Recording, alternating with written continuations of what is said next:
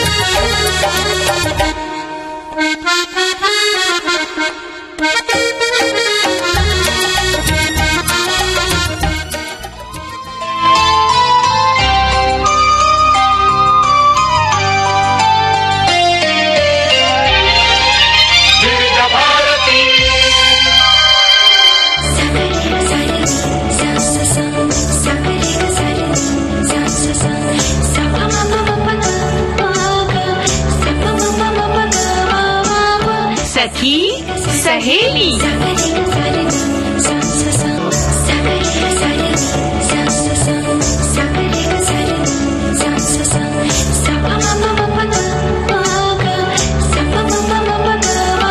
सखी सहेली।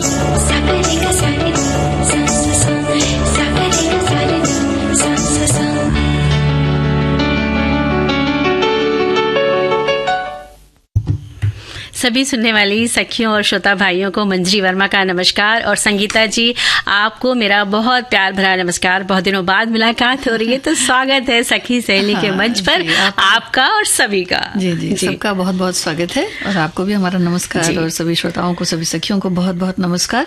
और आज तो विशेष दिन है जी, तो पहले बधाई दे देते हैं सबको।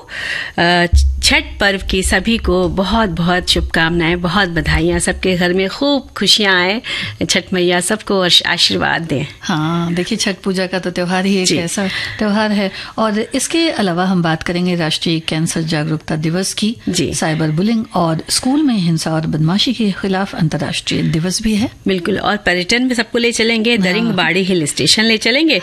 और वो दिन याद करो में बात करेंगे कि जब गाड़ी छूट गई, किसी भी वजह से आपकी गाड़ी छूट गई, या आप एग्जाम देने जा रहे हैं, इंटरव्यू देने जा रहे हो, तो आप अपनी यादों को हमसे साझा कीजिएगा। तो हम बस अपने सखी सहेली के प्रोग्राम में आपकी यादों को आप तक पहुंचाएंगे, है ना? हाँ, और याद आने लगा होगा अब तो कि किस तरह से छूटी। बिल्कुल बिल्कुल बिल्कुल याद आने लगता है। और देखिए कि छठ पूजा की बात है तो हमारे श्रोता लिखते हैं कि छठ पूजा जो उत्तर भारत, खासकर उत्तर प्रदेश, बिहार राज्य में मनाया जाता है, हमारे यहाँ मनाया जाता हो तो ऐसा कम सुना है, लेकिन परिवार की सुख समृद्धि की कामना करते हुए हम हर रोज सवेरे नहा धोकर उगते सूर्य भगवान को अर्घ्य जरूर देते हैं। ऐसी बात लिखी इन्होंने। और संगीता जी और छठ पूजा पर लिखते हैं कि छठ पूजा ये भगवान भास्कर की पूजा है, जिसे महिलाओं द्वारा अपने सौभाग्य, परिवार और समाज के सुख समृद्धि की कामना हेतु ही इस कार्तिक मास की षष्ठी को ये किया जाता है। इसमें डूबते और उगते सूर्य को अर्घ्य दिया जाता है। अदर्थ नदी या नदी तालाब के तटों पर जल में खड़े होकर भगवान भास्कर की पूजा अर्चना की जाती है, किंतु कोरोना काल के पश्चात बहुतेरे अब इस आयोजन को घर की छतों पर टब में ही संपन्न कर लिया करते हैं। तो सुविधा के अनुसार सब लोग अपना कर लेते हैं कि भाई सुरक्षा भी ध्यान रखनी है कि कोई महामारी ना लगे। तो सभी लोग लेकिन इस व्रत को बहुत ही श्रद्धा से करते हैं। बहुत ही सुंदर आयोजन होता है, देखकर बहुत अच्छा लगता है। और इसका जो आयोजन होता है ना मंजरी, वो बड़ा खास होता है कि देखिए ठीक है, दीपावली में तो साफ सफाई होती ही है, लेकिन छठ की जहाँ तक बात है तो देखा जाता है कि कई जगह पर जहाँ मिट्टी के घर होते हैं ना, वहाँ दीवारों को पूरा मिट्टी से या गोबर से अच्छी तरह से लीप दिया जाता है, और जहाँ ऐसे घर हैं उन्हें ऊपर तक ऐसा देखा गया है कि पानी से या तो धो धो कर साफ किया जाता है या फिर उसमें नई पेंटिंग की जाती है। और जो इसका जो प्रसाद बनता है ना वो बड़ा खास होता है। उसमें होता यह है कि जो आमतौर पर हम लोग गैस के चूल्हे पर प्रसाद वगैरह बनाते हैं ऐसा नहीं होता है। जो लकड़ी होती है या मिट्टी का चूल्हा होता है उसी पर ये खास तरह से प्रसाद बनाया जाता है। और ये पर्व जो है वो अपने आप में इसलिए भी बड़ा खास है कि जो तालाब होते हैं या जो पानी होता है, नदी होती है, उस किनारे होता है जहाँ छठी मैया बनाई जाती हैं, यानी उषा और प्रत्युषा की जो पूजा होती है तो बनाई जाती हैं। और उसमें ये होता है कि ईंटों को पहले नीचे रखा जाता है और फिर यानी कि एक ट्रायंगल शेप में बनाया जाता है, त्रिकोण टाइप का। तो नीचे ईंटें होते हैं, समझिए 6 ईंटें हैं, तो उसके ऊपर फिर और उससे कम होंगी, फिर उससे कम होंगी, तो इस तरह से एक लेयर में उसको बनाया जाता है जैसे सीढ़ी नुमा सा। तब उस की पूजा होती है और सब प्रसाद वगैरह जो सूप में होते हैं, खासकर सूप और डाला, जिसे बिहार में हम डाला कहते हैं, सूप और डाला, इसका बड़ा महत्व होता है। और कुछ एक ऐसे प्रसाद भी इसमें होते हैं जैसे गन्ना है, चकोतरा है, जो हम लोग बहुत शकरकंदी भी होती है ना। हाँ, शकरकंदी भी होती है। और एक जो नारियल होता है जो सूखा सा होता है, हाँ, उसका वो भी चढ़ाया जाता है। और जो एक सिंदूर लगाने की जो एक परंपरा है वो बड़ी वो बड़ी खास है कि बिल्कुल नाक से लेके मांग तक जाता है। देखने में इतनी सुंदर लगती है जब वो सिंदूर लगा लेती है महिलाएं, तो बहुत अच्छा लगता है, बहनें बहुत सुंदर लगती है। और ये खास तरह से बहुत सुख समृद्धि वाला त्योहार है कि महिलाएं अपने परिवार के लिए, बच्चों के लिए, पति के लिए, सबके लिए बहुत श्रद्धा से व्रत करती हैं। और बड़ा कठिन व्रत भी है ये। और बहुत सारी सब्जियां भी घरों में, पकवान भी बनाए जाते हैं, बड़ी शुद्धता से होता है काम। और गेहूं को पहले से छत पे धो के सुखाया जाता है, बाकायदा उसकी मतलब रक्षा की जाती, कोई चिड़िया आके ना चुग ले, जूठा ना कर दे। तो बहुत सारी अपनी विधियां हैं जिस तरह से वो लोग इस पर्व को मनाते हैं। और हमारे संदेश में भी लिखते हैं कि कदुआ भात से होती पूजा की शुरुआत और खरना के दिन खाते हैं खीर में गुड़ और भात। सांझ का अर्घ्य करता है जीवन में शुभ शुरुआत। सुबह के अर्घ्य के साथ पूरी होती है हर मुराद और छठ पूजा की हार्दिक शुभकामनाएं लिखते हैं। और जहाँ आपने सब्जी की बात करी तो मुझे ध्यान आता है कि छठ पूजा में मूली भी चढ़ाई जाती है। और जो प्रसाद होता है, जो खरना होता है, जो कल हुआ, यानी कि आज तो छठ का पहला अर्घ्य है शाम को जो है, तो खरना में खासकर जो व्रत होता है, व्रत करने के बाद में फिर वो खीर का प्रसाद ही बनता है। और इस व्रत की एक और खासियत है मंजरी, वो ये है कि इस व्रत को न सिर्फ महिलाएं करती हैं बल्कि पुरुष भी उतनी ही श्रद्धा भाव से करते हैं। तो और बच्चे भी देखिए ना, कितनी घर की जो कन्याएं होती हैं, बच्चे होते हैं, सब इसमें बहुत एंजॉय करते हैं, नए नए कपड़े पहनकर खूब खुशी के साथ उठ जाएंगे, सुबह नहाएंगे। तो ये जो माहौल होता है एक पर्व का, घर में उत्साह, और पूरे परिवार के बहुत सारे लोग इकट्ठे होते हैं, तो रौनक लग जाती है जिसे कहते हैं।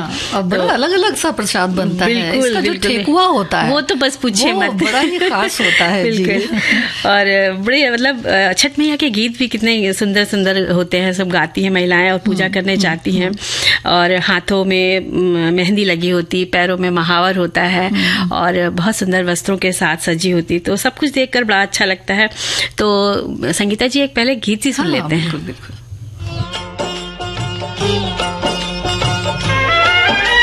बहुत सारे जो हमारे पास संदेश आए हैं कि एक हमारे श्रोता ने लिखा है कि फल फूल प्रसाद से भरी पूजा की थाली, उगते सूर्य की लाली, छठी मैया की कृपा से आपके जीवन में आए खुशहाली। तो इस तरह की पैरोडी भी उन्होंने बनाई है। और छठी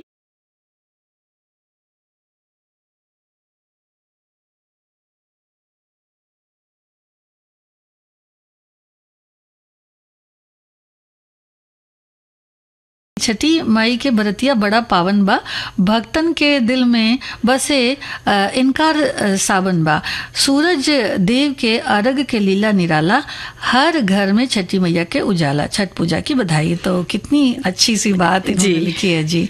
और श्रोता लिखते हैं, जो है जगत का पालनहार, 7 गुणों की है जिनकी सवारी, न कभी रुके न कभी देर करे, ऐसे हैं हमारे सूर्य देव, आओ मिलकर करें इस छठ की पर उनकी पूजा, छठ पूजा की बहुत बहुत शुभकामनाएं। तो हमारी तरफ से भी, हम सभी की तरफ से भी, विविध भारती परिवार की तरफ से बहुत सारी छठ की शुभकामनाएं। और एक और संदेश है कि चढ़ते सूरज से जुड़ी संभावना पर मुग्ध रहने वाली इस दुनिया में भारत ही एकमात्र ऐसा देश है जहां ढल रहे सूर्य को भी पूरी कृतज्ञता के साथ अपनी श्रद्धा निवेदित करने की परंपरा है। प्रकृति को समर्पित 4 दिवसीय महापर्व छठ के दौरान आज सूर्य की सांध्य आराधना का दिवस है। आज शाम जल में खड़े होकर अस्ताचलगामी सूर्य से मंगल कामना की तैयारी कर रहे हैं। आप सभी व्रतियों का सौभाग्य अचल रहे, अनुष्ठान का अभीष्ट सभी इष्ट मित्रों तक अवश्य पहुंचे तथा समस्त सदीक्षाएं पूर्ण हो, ऐसा जय हो चिट्ठी मैया, ऐसा करके हमारे एक श्रोता हैं उन्होंने भेजा है। और अगले संदेश में लिखते हैं हमारे श्रोता कि बिहार और मेरे राज्य झारखंड छठ महापर्व बड़े आस्था से मनाया जाता है।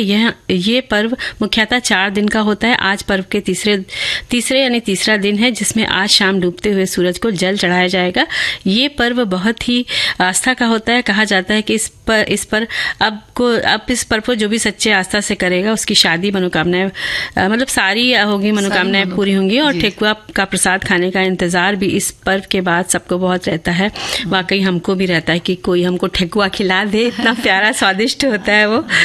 और बहुत सारे संदेश सबने भेजे हैं, तो एक संदेश आपको बता दें, हेलो फरमाइश कार्यक्रम के लिए आप भी कर सकते हैं फोन कॉल। रिकॉर्डिंग बुधवार को दिन में 11 बजे से लेकर 1 बजे के बीच। हेलो फरमाइश कार्यक्रम का प्रसारण मंगलवार और गुरुवार को शाम 4 बजे, पुनः प्रसारण बुधवार और शुक्रवार को दिन में 10 बजे विविध भारती पर। हेलो फरमाइश। तो सखी सहेली में फिर से स्वागत करते हुए एक संदेश ले लेते हैं संगीता जी, उसके बाद फिर गाना सुनेंगे। एक लिखती है हमारी सखी की छोटी बहन छठ व्रत कर रही है, प्रसाद ठेकुआ बनाने का कार्यक्रम चल रहा है। क्या बात है, प्रोग्राम सुन रही हैं पर कमेंट नहीं कर पा रही हूँ। चलिए, आपका अच्छा लगा, आपने थोड़ा सा ही लिखा लेकिन अच्छा लिखा, तो आपको बहुत बहुत बधाई। आपके घर में सभी को बधाई दीजिए। और अब सुन लेते हैं एक गीत। हाँ,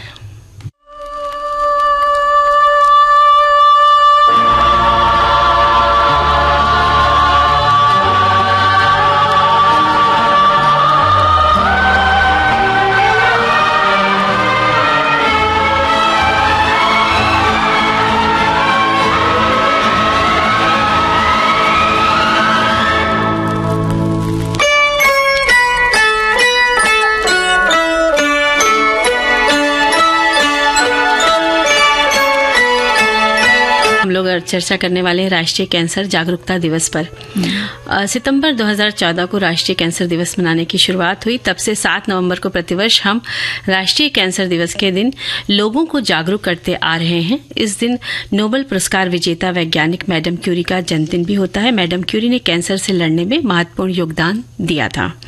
कैंसर को गंभीर बीमारी की श्रेणी में रखा जाता है, लेकिन सही समय पर अगर इसका पता चल जाए तो रोगी का इलाज हो सकता है और वो अपनी उम्र अच्छे से बिता सकते हैं। बिल्कुल, बीमारी कोई भी हो संगीता जी, परिवार के लोगों का सहयोग बहुत मायने रखता है कि वे रोगी का हौसला बढ़ाएं, मनोबल ना गिरने दें, उनकी देखभाल करें और उन्हें ये एहसास ना दिलाएं कि वो बहुत बीमार हैं। इसे सहजता से लें और डॉक्टर के बताए तरीकों से ही उन्हें दवा और खान पान की उनकी व्यवस्था करें, देखभाल करें, मतलब उनके साथ अपनत्व रखें, उनका ख्याल रखें और मनोबल इस तरह से बढ़ाएं कि भाई कुछ तुम ठीक हो जाओगे, घबराओ मत, टेंशन मत लो, इलाज बराबर हो रहा है। तो इस तरह से थोड़ी सी उनके अंदर हिम्मत आती है, क्योंकि वो तो पहले से ही थोड़ा बिल्कुल परेशान हो जाते हैं ऐसी बीमारी का नाम सुन करके। हाँ, जी, तो स्वस्थ माहौल रखें और जिससे रोगी के अंदर उत्साह बना रहे, सोच सकें कि वो ठीक हो रहे हैं। कैंसर होने के कुछ सामान्य लक्षण भी होते हैं। लगातार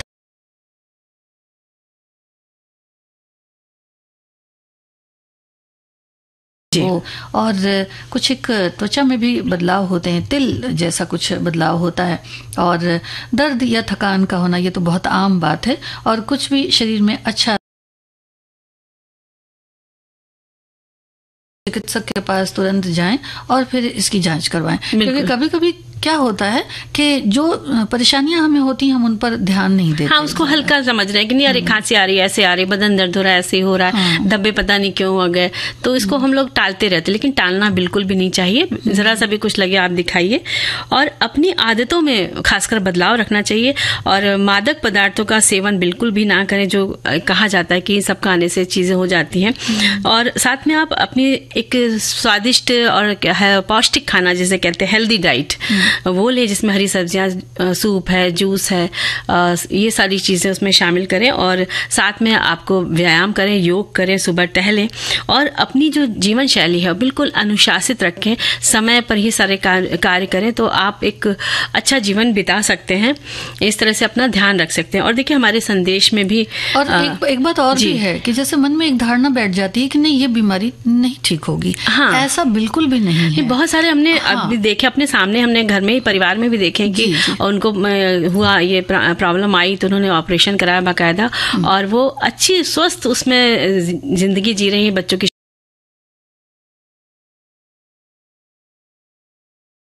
करता गया। रंगीला रंगीला रंगीला रे रंगीला আমার ছাড়িয়ে বন্ধু কই কই গেলা রে বন্ধু রঙ্গিলা রঙ্গিলা শাম সাবরে। ऐसी बेमिसाल कहानियां आपको मिलेंगी सिर्फ विविध भारती पर। विविध भारती, आपका जीवन संगीत।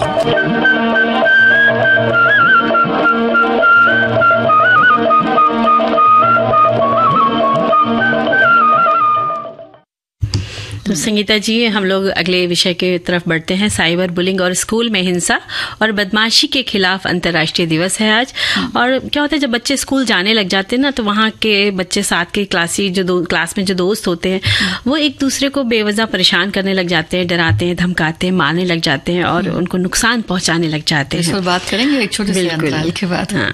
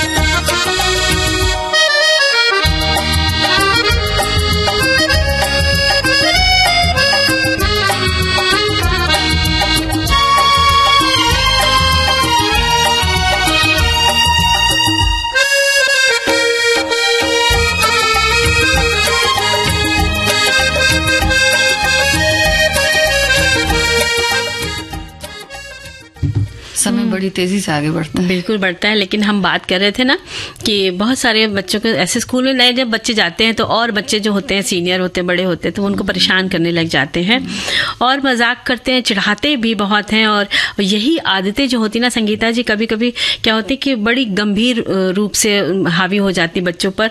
और जो बच्चे दबंग तरीके के होते हैं ना, वो अन्य जो बच्चे शांत होते हैं, शांत मन के होते हैं, उनको वो तंग करते हैं। और बेचारे जो सीधे शांत बच्चे होते हैं वो अपना बचाव भी नहीं कर पाते हैं, जवाब भी नहीं दे पाते, क्योंकि उनको समझ में नहीं आता कि कैसे हम रिएक्ट करें। तो इस तरह की इसे जब बुलिंग की आदत बच्चे स्कूल जाने के कारण उनको झेलना पड़ता है, तो बच्चे जो होते हैं वो सहम जाते हैं। जब अगले दिन उनको स्कूल में जाने का मन ही नहीं करता है, उनकी इच्छा ही नहीं होती है। तो फिर तरह तरह के बहाने बनाते हैं कि भाई स्कूल नहीं जाना है, तो कभी कभी तो डर के कारण झूठ बोलने लगते हैं, कभी कुछ ऐसा कि पेट में दर्द हो रहा है, तो इसे स्कूल बुलिंग भी कहा जाता है। ऐसे में जो पेरेंट हैं उनको बच्चे के मन की बात देखिए जाननी बहुत ज़रूरी है। जब बच्चा अपनी बात करेगा तो आप स्कूल में इस व्यवहार की शिकायत कर सकते हैं, क्योंकि देखिए ये जो चेंजेस होते हैं ना, ये जो बदलाव होता है वो यकायक ही होता है जी।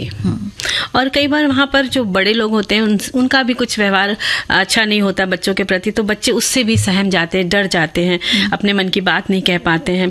तो आप अपने बच्चों को समझा कर रखें कि कोई भी अगर गलत बात करता है या गंदी बात करता है या आपके शरीर को बैड टच करता है या किसी गलत भाषा का भी इस्तेमाल करता है तो घर में आप तुरंत बताएं, जिससे उनके खिलाफ जाकर के शिकायत करी जा सके, कार्रवाई की जा सके। तो इससे क्या होता है, बच्चों में हिम्मत रहती है, वो अपनी बात आके बताते कि मम्मी आज मेरे साथ ऐसा हुआ ऐसा हुआ।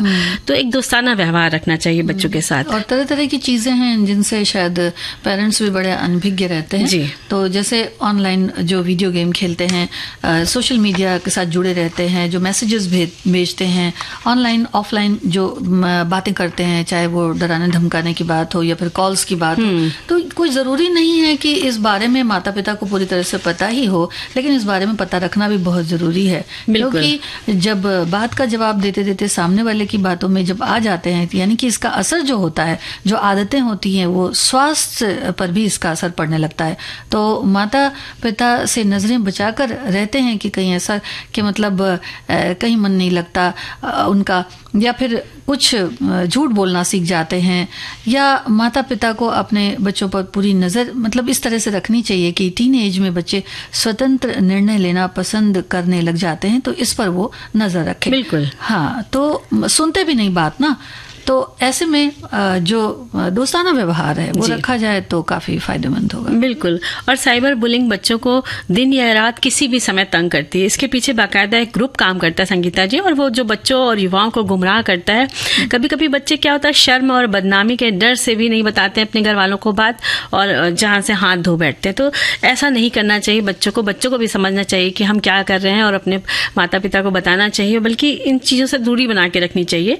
इसीलिए साइबर बुलिंग और स्कूल में हिंसा और बदमाशी के खिलाफ अंतर्राष्ट्रीय दिवस हर वर्ष नवंबर के पहले गुरुवार को मनाया जाता है। और इस दिन को संयुक्त राष्ट्र की शैक्षिक, वैज्ञानिक और सांस्कृतिक संगठन यूनेस्को द्वारा मनाते हैं। और इसको मनाने का यही संदेश होता है कि कैसे स्कूल में होने वाले हिंसात्मक व्यवहार को रोका जाए और बच्चों के शिक्षा, स्वास्थ्य और कल्याण के अधिकारों का सम्मान किया जाए। क्योंकि शिक्षा के मंदिर में देश की भावी पीढ़ी पढ़ने आती है, तो इस स्थान पर बच्चों को जो ज्ञान सिखाया जाता है, जो बातें, अच्छी बातें सिखाई जाती हैं, वो शिक्षा, अच्छे संस्कार एक जो गुरु स्कूल में देता है, तो इस जगह की मर्यादा भी भंग ना होने पाए और शिक्षक इस पर बहुत ध्यान दें और इस तरह से स्कूल में ये बातें ना होने पाए। बिल्कुल। और साल 2020 में इस दिवस को पहली बार जब मनाया गया था तो बुलिंग के खिलाफ स्कूल में एक साथ ये ऐसी बात कही गई थी और पहले अंतर्राष्ट्रीय दिवस का यही विषय रखा गया था। और बच्चों पर इसका असर इतना बुरा पड़ता है कि उनके नंबर कम आने लग जाते हैं, मानसिक स्वास्थ्य और हमेशा नकारात्मक विचारों से बच्चे घिर जाते हैं। इसीलिए इसमें कड़ी कार्रवाई का प्रावधान भी है। और बस अपने बच्चों से बच्चे जो है अपने माता पिता से प्रेम से जुड़े रहें, उनसे हर दिन की बातें अब बताएं और स्कूल में क्या हुआ है, दोस्तों ने तंग तो नहीं किया, ये सारी बातें जो है पेरेंट्स को भी पूछनी चाहिए और बच्चों को भी बतानी चाहिए। और टीचर का व्यवहार बच्चों के प्रति कैसा है, इसकी भी जानकारी पेरेंट्स को रखनी चाहिए। और व्यवहार में जो परिवर्तन होता है उस बारे में भी ध्यान देना बहुत जरूरी है। तो फिर देखिए, फिर सब अच्छा ही अच्छा होगा। बिल्कुल अच्छा होता है। और समा बदलने के लिए अलग सा गीत भी आ जाता है मन में कि चलो अच्छा कुछ ऐसा करते हैं, अलग सा गीत सुनते हैं, है ना।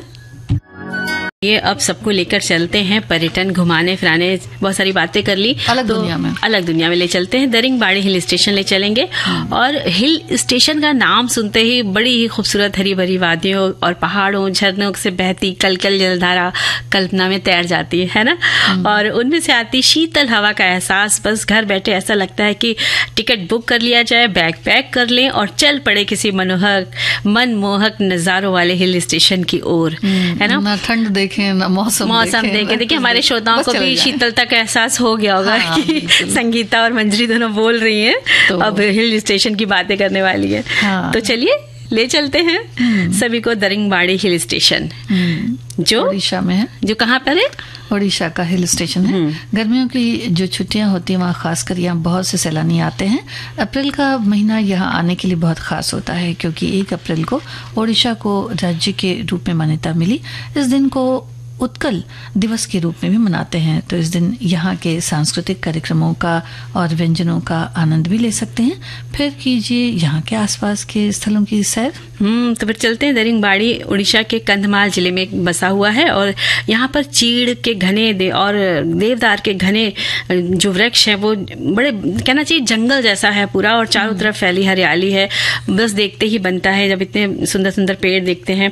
और यहाँ रास्तों पर मसालों के बड़े बड़े बागान देखने को मिलते, बड़ी खास बात है। कॉफी भी यहाँ पर खूब होती है। मौसम बेहद सुहावना होने की वजह से इसे उड़ीसा का कश्मीर भी कहा जाता है। क्या बात है। और हिल स्टेशन में प्राकृतिक छटा, शांत वातावरण और बहता वाटरफॉल, झरना, ये सब भी देखने को मिलता है। तो यहाँ देखें मधुबंडा और बंदगिया झरना, जिसका शीतल जल, उसकी फुहार तन मन को भिगो देती है। और जब झरने के करीब जाते हैं ना, तो जो पानी की फुहार हवा के द्वारा आती है बहती हुई, तो वो बड़ी अच्छी लगती है। जब मुंह पे टकराती है तो मजा आ जाता है। और वहाँ पर क्या देख सकते हैं? हाँ, पेड़ों की बहुत अलग अलग प्रजातियां हैं। खूबसूरत रंगों के फूल यहाँ की रौनक दुगनी कर देते हैं। और इसके बाद कहाँ चलना है? इसके बाद चलेंगे लवर्स पॉइंट। हाँ तो आप ले चलिए, हम चलते हैं पीछे पीछे आपके। तो लवर्स पॉइंट खास एहसास से भरे लोगों के लिए है। ये शांति के कुछ पल यहाँ बिताना बहुत पसंद करते हैं लोग, क्योंकि यहाँ की हरियाली, खूबसूरती प्यार भरे दिलों को बेहद भाती है। झील, झरने सुंदरता को बढ़ाते हैं। और किसी हिल स्टेशन में घूमें और वहाँ के अभ्यारण्य की सैर ना करें, ऐसा कैसे हो सकता है? जंगल है तो जंगली पशु भी, पक्षी भी वहाँ पर होंगे। और जिनको प्रकृति से प्यार है ना संगीता जी, या जानवरों से प्यार है, वे भला कैसे रुक सकते हैं? वो देखें जरूर। यहाँ पर बेलघर अभ्यारण्य है, उसको देखना ना भूलें, बहुत सुंदर है।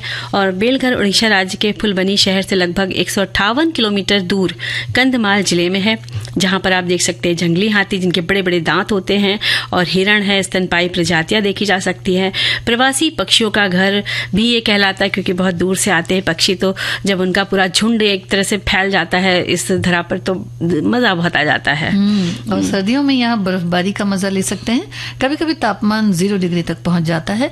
यहाँ हिल व्यू पॉइंट है, जहाँ से पूरे हिल स्टेशन की सुंदरता देखी जा सकती है। और हवाई मार्ग से आने के लिए करीबी जो हवाई अड्डा है भुवनेश्वर, और यहाँ से कैब, टैक्सी भी ले सकते हैं। और पास का रेलवे स्टेशन है बहरामपुर। हाँ, बहरामपुर। यहाँ से भी टैक्सी करके हिल स्टेशन आप जा सकते हैं। तो टैक्सी करें कि पहले एक गीत सुन? नहीं, हम टैक्सी करके उसमें गीत बजाते हुए चलते हैं। चलिए। ये 4 पहिए की गाड़ी जो टैक्सी थी, वो तो टकबक हम समझ गए थे कि आप मेरी खिंचाई करने वाले। देखिए, हमने तो भाई गाड़ी करी थी, लेकिन हमारे हीरो हीरोइन ने कुछ और कर लिया, तो हम क्या करें, हमारे श्रोता जानते हैं। है ना, उसी से जाना है जी। हाँ, तो देखिए, अब हम लोग बात कर रहे थे ना, तो यहाँ पर देख लेते हैं कॉफी गार्डन। देखें जरूर आप यहाँ पर दरिंगबाड़ी में। और नेचुरल पार्क और बटरफ्लाई पार्क भी यहाँ पर देखिए, बहुत सुंदर सुंदर तितलियां मिलेंगी आपको। और महेंद्रगिरी जो घने जंगलों, पहाड़ों से घिरा है, यहाँ कई प्रजातियां आप देख सकती हैं, यानी पर्वत पर, पहाड़ी पर जाके आप नजारे देख सकती है। और यहाँ से नीले समुद्र की जलधारा देखने की छटा को निहार सकते हैं, आंखों में बसा सकते हैं। कैमरे तो आप ले ही जाएंगे, तो फोटोग्राफी तो आप करने ही वाले हैं, है ना। तो इसके बाद यहाँ पर देख लें आप ताता पानी, जो समुद्र तल से 1800 फीट की ऊंचाई पर स्थित ताता पानी अपने हॉट वाटर स्प्रिंग के लिए जाना जाता है। और इसके पानी में सल्फर का प्रतिशत बहुत ज्यादा होता है, कई रोग ठीक होते हैं। गर्म पानी का ये अच्छा स्रोत है, तो यहाँ पर भाई सब लोग इसके लिए जरूर जाते हैं, कि अपने रोगों को ठीक करने के लिए भी जाते हैं। और इसके साथ आगे क्या देखेंगे? हाँ, देंगनाल, ये भी एक जगह है यहाँ की, जहाँ देवी देवताओं के मंदिर हैं। और कपिलश मंदिर जो है यहाँ का प्रसिद्ध है, जिसे प्राचीन कलिंग वास्तुकला के हिसाब से बनाया गया है। और यहाँ से सनसेट पॉइंट से सूर्यास्त का दृश्य भी लुभाता है, और ऐसा लगता है कि जैसे डूबते समय में बादल जो है तितर बितर हो गए हैं, और सूरज पहाड़ियों के पीछे जा छुपा है। आसमान में सूर्यास्त के बाद का नजारा रंगों से भरा होता है, और बेहद सुकून भरा शांत माहौल। और धीरे धीरे रात की चादर फैलने लग जाती है, और पहाड़ों पर बढ़ती धुंध चोटियां स्याह सी हो जाती है। नजारा बहुत बेहद खूबसूरत होता है। इतनी भूमिका हमने इसलिए बना दी कि हमारे सभी भाई लोग, बहन लोग जाएं देखने, रात के नजारे देखें। जी जी जी। तो रात अगर साफ रही तो यहाँ पर सप्तर्षि सहित तारों का जो एक जाल है चारों तरफ टिमटिमाते देखा जा सकता है, जो शहरों में बड़ी बड़ी इमारतों में कहीं गुम हो गए हैं। हमें फुर्सत ही नहीं, चांद तारों को निहारने की। प्रकृति से दूर होते जा रहे हैं। दरिंगबाड़ी में चीड़ के पेड़ों की कतारें आकर्षित करती हैं। काले मुंह वाले लंगूर, चीड़ पत्तियों का स्वाद लेते भी दिख जाएंगे आप। क्या बात है ना। बड़े प्यारे से लगते हैं ना, शक्ल याद आ गई ना इनकी। और बस हमने बातों में हिल स्टेशन जाने की सारी बातें कर ली, भूमिका बना दी और सभी लोग भाई अब जाने का मन बना लें। लेकिन अब एक गीत सुन लीजिए। तो ऐसी स्थिति कभी नहीं आई, बहुत अच्छी बात लिखी, ऐसा ही करना चाहिए, है ना। अगला संदेश क्या है? एक और संदेश है कि आज के सभी विषयों पर मेरी जानकारी कम है और अगर गाड़ी छूटने की बात करें तो आज तक कभी ऐसा मौका नहीं आया कि मेरी गाड़ी छूट गई हो, बल्कि हमेशा ऐसा होता है कि मुझे ही गाड़ी का इंतजार करना पड़ता है, क्योंकि मैं रेलवे स्टेशन गाड़ी छूटने से कम आधा घंटा पहले ही पहुंच जाता हूँ और संयोग से उसी दिन गाड़ी लेट भी हो जाती है। क्या बात है। ये तो बहुत ही अच्छा है ना। और अगले श्रोता लिखते हैं कि वो दिन याद करो जब गाड़ी छूटी। एक बार मेरे माता पिता मुझे इलाज के लिए कहीं ले जा रहे थे, पर वो गलती से किसी और गाड़ी में चढ़ गए। उन्हें पता ही नहीं चला कि ये हमारी गाड़ी नहीं है। हर बड़ाहट के कारण बस गाड़ी में चढ़ गए और उनकी दूसरी गाड़ी तो छूट गई। लेकिन अब वो कहाँ रहते, वो गाड़ी को गया जाना था। हाँ। तो एक दिन गया में रहकर उनसे कुछ रिश्तेदार वहां रहते थे, तो दूसरे दिन मुझे इलाज को लेकर गए जहां उन्हें जाना था। ये सारे किस्से हमेशा याद रह जाते हैं और उन्होंने अपनी हर बात के कारण परिवार वालों से काफी डांट भी खाई। यानी इस तरह की हादसे होते थे कि ट्रेन दूसरी पकड़ ली, है ना। तो अब एक संदेश सुन लेते हैं। विविध भारती पर हर रोज दिन में 1 बजे विविध भारती की गीत माला आपके साथ। जन्म जन्म का साथ है तुम्हारा। इस कार्यक्रम में हर पायदान पर होगी आपकी भागीदारी। हम और तुम, तो हम और आप पिरोएंगे गीतों की इस माला के मोती साथ साथ। हम साथ हैं। जुड़े रहिए हमारे साथ विविध भारती के फेसबुक पेज पर। विविध भारती की गीत माला हर रोज दिन में 1 बजे। विविध भारती, आपका जीवन संगीत। तो एक संदेश में लिखते हैं कि मेरे बच्चे जब भी नानी के घर जाते तो वहां से वापस आने का नाम ही नहीं लेते थे। और मेरे भाई के बच्चे जो बोलते हैं बुआ आज रह जाओ। और फिर एक बार हम घर से निकले तो हमारी गाड़ी छूट गई।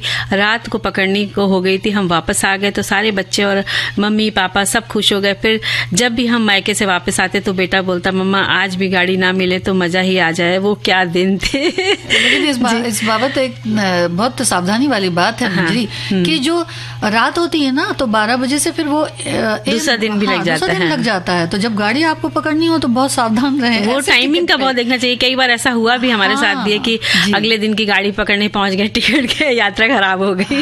तो इस तरह की अगर रात की गाड़ी है तो उस पर आप तारीख और समय इसका बहुत ध्यान रखना पड़ता है, तो वो कैंसिल हो जाता है। बिल्कुल। और अब गीत चलती जा रही है, गाड़ी बुला रही।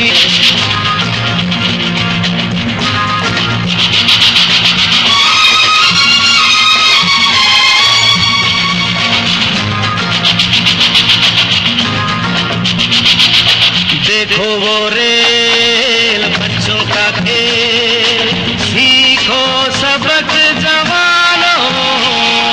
देखो वो रेल बच्चों का खेल, सीखो सबक जवानों। सर पे है बोझ, सीने में आग, लब पे धुआं है जानो। फिर भी ये गा रही है,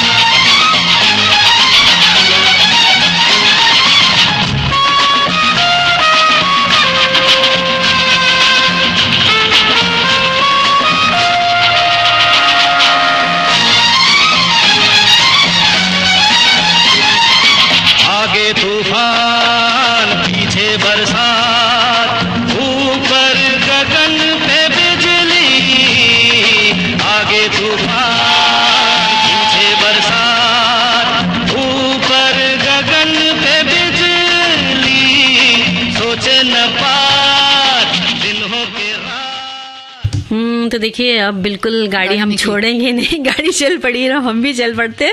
तो सभी सखियों और श्रोता भाइयों से लेते हैं विदा। सभी को मंजरी वर्मा का और संगीता श्रीवास्तव का नमस्कार।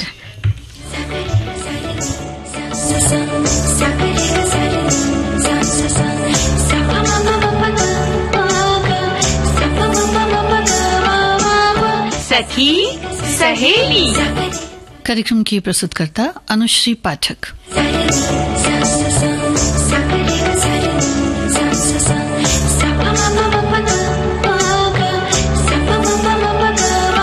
सखी सहेली।